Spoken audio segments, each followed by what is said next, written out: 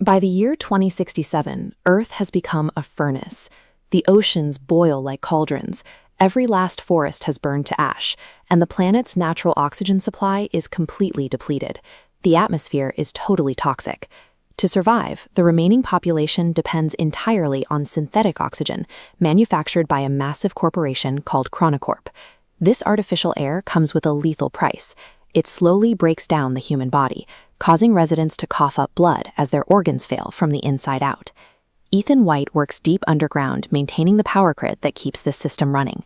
His motivations are entirely personal. His wife Samantha is in the late stages of this oxygen sickness, and his sole focus is finding a way to keep her breathing for one more day. Humanity finds itself trapped in a lethal cycle. They are forced to rely on the exact technological monopoly that provides their air while simultaneously ensuring their slow extinction. Chronocorp's executives realize the synthetic air won't sustain them forever. Over 20 years, they construct the Chronicle, a machine designed to reach into the future for a civilization that might have found a cure. When they beam their transmission 400 years forward to the year 2474, the signal bounces back altered.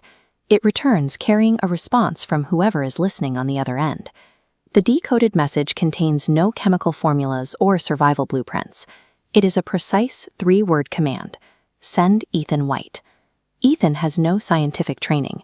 He's a blue-collar electrician who happens to be the son of the physicist who built the machine.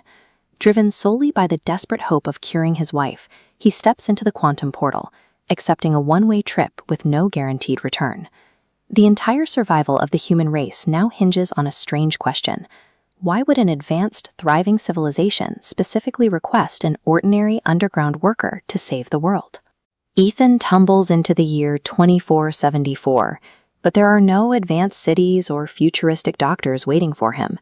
Instead, he finds a dense, pristine jungle. In the 400 years since he left, nature has completely reclaimed the Earth, erasing almost all traces of human architecture. Deep in the brush, he trips over a decaying skeleton. The skull has a clear bullet hole straight through the center. When Ethan checks the name tag on the rotting jacket, the blood drains from his face. It's his own skeleton. This diagram illustrates exactly what Ethan has stumbled into, a predestination paradox. In this scenario, a time traveler's actions in the future are already baked into history. By traveling to 2474 to save his wife, he has directly caused his own execution, a fixed point that has already happened. As we track the timeline, those pulsing arrows show his brutal reality. Every choice Ethan makes to avoid death only pushes him closer to it. The script is written, and he's acting out the final scenes of his own murder. Moments later, Chronocorp uses the last of its power grid to send Ethan's lifelong friend, Jack, through the portal to help him. Rather than offering salvation, Jack's arrival provides the exact person capable of pulling the trigger. Ethan is trapped inside an inescapable cycle, walking step by step toward a bullet that is already waiting for him. Hidden beneath the overgrowth, Ethan discovers the rusted ruins of the original Chronocorp lab. Digging through the archived video logs, he uncovers the truth about his past. His father didn't commit suicide when Ethan was a child. He was murdered by Chronocorp's CEO, Regina. Regina never intended to cure the oxygen sickness for the general public. Her actual plan was to wait until the Earth became completely uninhabitable, then use the time machine to evacuate a select group of wealthy elites into this newly restored oxygen-rich future, leaving everyone else to suffocate. Ethan's father discovered this plot before he was killed. To stop her, he hard-coded the time machine's launch sequence directly to Ethan's DNA. Regina couldn't use the portal unless Ethan activated it, forcing her to keep the boy alive until the future gateway was ready to be opened. This reveals the darkest secret of all. Jack was never Ethan's true friend. Regina groomed Jack from childhood, installing him as a corporate mole to protect her investment. Jack's entire purpose was to manipulate Ethan, earn his trust, and ensure he eventually opened the door for the elites. The entire time travel initiative was a corporate Trojan horse. It was designed to save the architects who destroyed the Earth, sacrificing innocent lives under the false promise of planetary salvation. Jack ultimately refuses to execute his friend, choosing to turn his gun on himself rather than force Ethan to open the portal. With Jack dead, Ethan stares at the console and realizes the truth. There is no future civilization sending help. The message that told Chronocorp to send Ethan Whyte was sent by Ethan himself. This animated visualization outlines the mechanics of a bootstrap paradox. We see the radio wave signal triggering the traveler's journey, which directly leads him to the terminal where he creates and transmits that exact same radio wave. The cause and the effect exist in a self-sustaining loop with no true point of origin.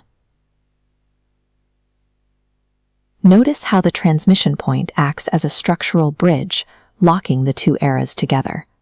If Ethan doesn't send that message back to 2067, his past self is never sent to the future.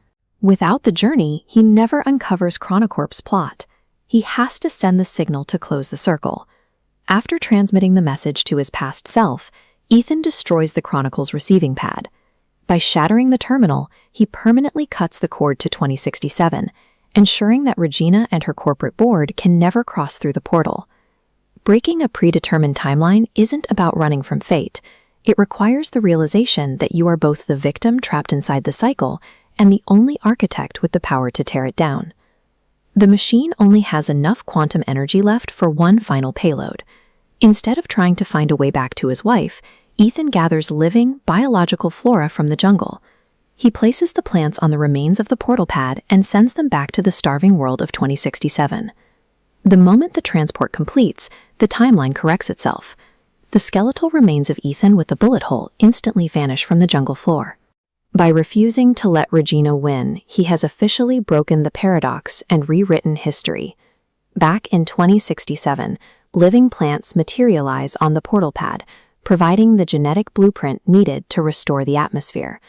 Along with the flora, Ethan sends back the digital recording of his father's murder, exposing Regina's conspiracy to the authorities and leading to her immediate arrest. But the cost is absolute. Ethan is now completely stranded in the year 2474. He will live out the rest of his days alone in a thriving wilderness, ensuring he will never see his wife, Samantha, again. Systemic corporate greed ultimately yields to a single, selfless act of sacrifice that restores the natural world.